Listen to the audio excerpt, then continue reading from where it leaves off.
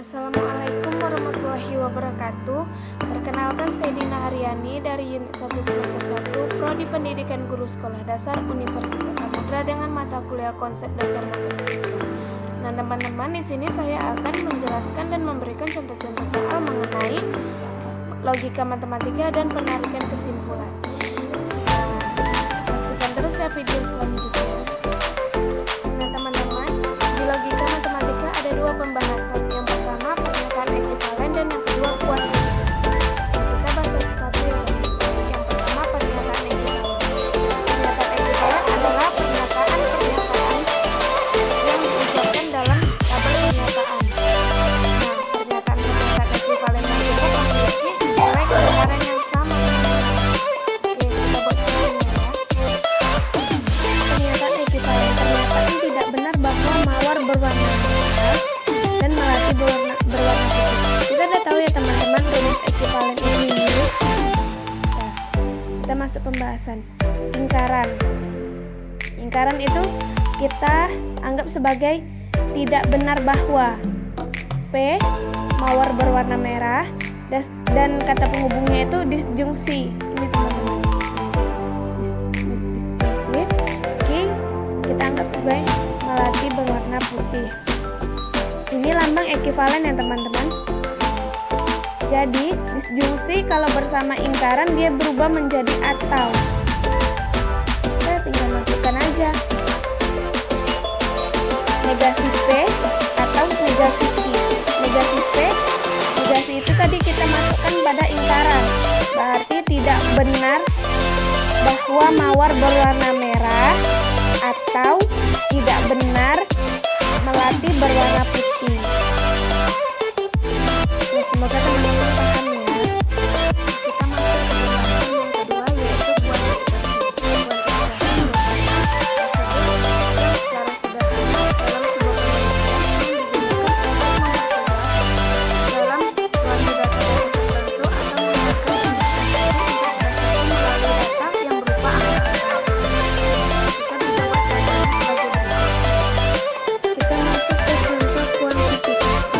Tentukan nilai kebenaran dari kuantor eksistensial X, maka R adalah bilangan real.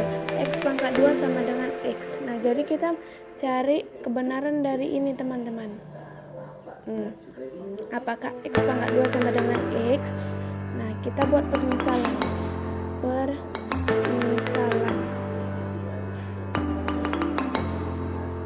X pangkat 2 sama dengan X. Jadi kita buat di sini misalnya X itu angka 1 pangkat 2. Jadi 1 pangkat 2 artinya 1 kali 1 sama dengan 1. Kalau kita buat di sini 2 sama dengan 2 kali 2 sama dengan 4. Berarti kan salah ya teman-teman, kalau yang ini salah. Jadi ini. Jadi X pangkat 2 sama dengan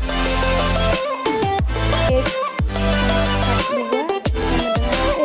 Berarti ini benar. Kita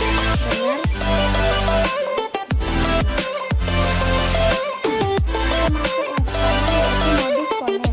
Modus ponen yaitu jika ada pernyataan majemuk dan pernyataan tunggal yang berhubungan atau aturan penarikan kesimpulan. Nah, ini teman-teman rumus dari modus ponen. Yang kita cari yaitu kesimpulannya. Nah, contohnya premis 1, jika saya makan bakso setiap hari maka saya sakit. Premis kedua, saya makan bakso setiap hari. Jadi kita masuk dalam pembahasan. Premis 1, saya makan bakso setiap hari kita anggap sebagai P. Premis kedua, saya sakit. Saya sakit itu kita anggap sebagai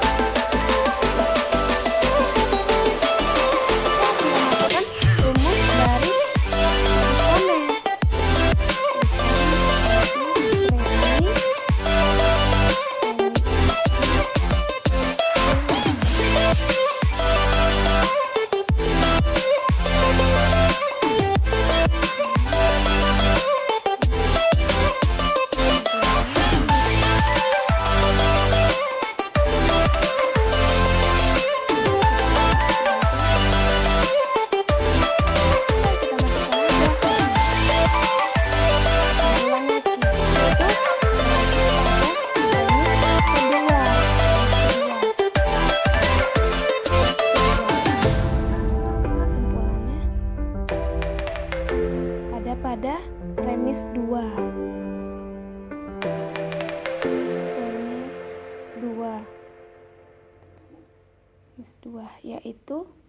saya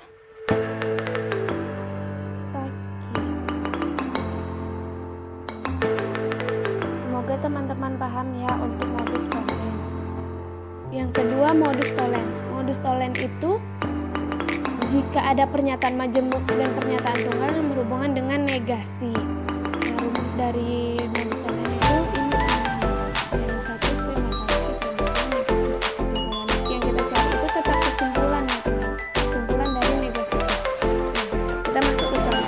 Yang satu, jika saya mandi hujan maka saya sakit. Yang kedua, saya tidak mandi hujan. Saya mandi hujan kita anggap sebagai P. Saya sakit kita anggap sebagai I. Saya tidak mandi hujan. Tidak itu pada negasi. Kita anggap sebagai negasi Q. Masukkan rumusnya. Ini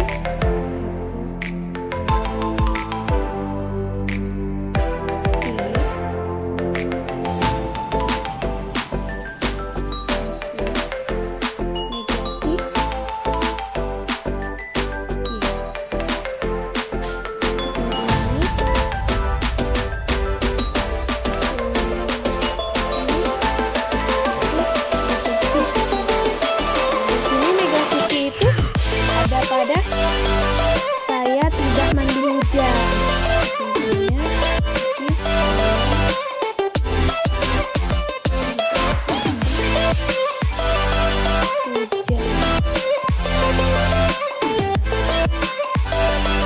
Semoga teman-teman paham ya.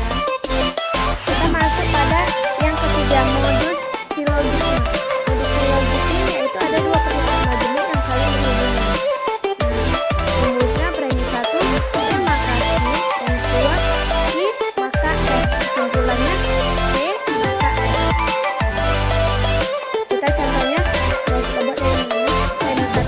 Sekolah libur, maka saya pulang. Yang kedua, jika saya pulang, maka saya senang. Nah, kita masuk pada pembahasan. Sekolah libur kita anggap sebagai P. Kita anggap sebagai P. Nah, saya pulang kita anggap sebagai Q.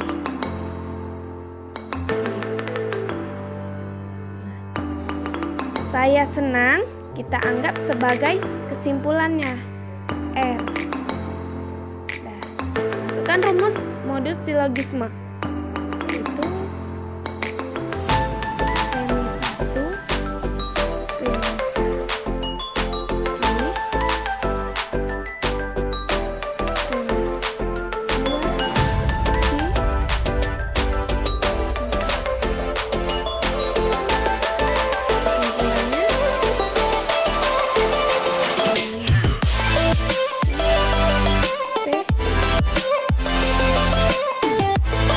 kalau ini kita pakai cara eliminasi teman-teman, atau menghilangkan bagian rumus yang sama atau lambang yang sama, yaitu ini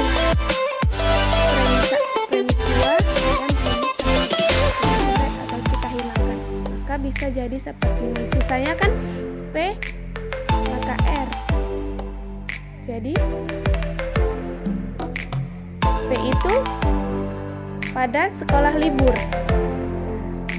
Jadi jika sekolah libur, R merujuk pada